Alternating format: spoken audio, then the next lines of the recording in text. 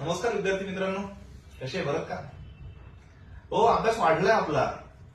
तंत्रज्ञान करता करता आजच्या तारखेला एआय सुद्धा जोडलं गेलंय. कशासोबत रे? ऍग्रीकल्चर फील्ड सोबत. ते ऍग्रीकल्चर फील्ड म्हणजे काय?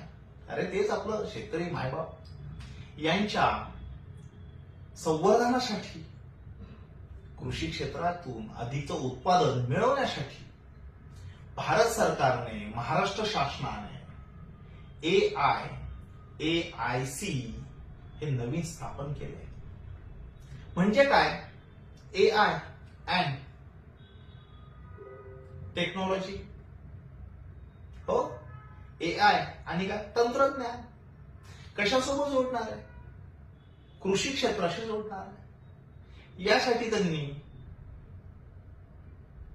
एक सेंटर स्थापन केलंय.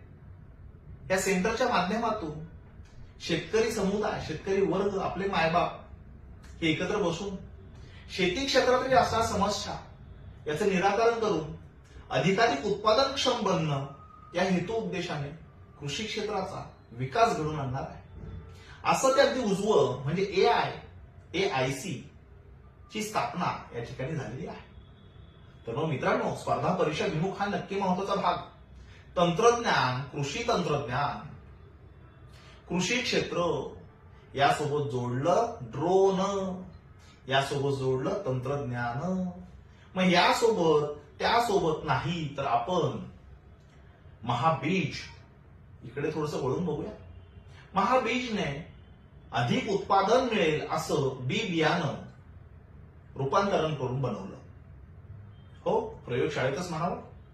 मग ते बी बियाणं अधिक पेरलं आणि त्यातून औद्योगिक क्रांतीसारखं कृषी क्रांती घडून आली. अधिक उत्पादन देणाऱ्या प्रजाती निर्माण केल्या गेल्या. प्रश्न पुन्हा तोच, उत्पादन कमी पडतंय. याची सोडवणूक करण्यासाठी तंत्रज्ञान वापरात आणलं.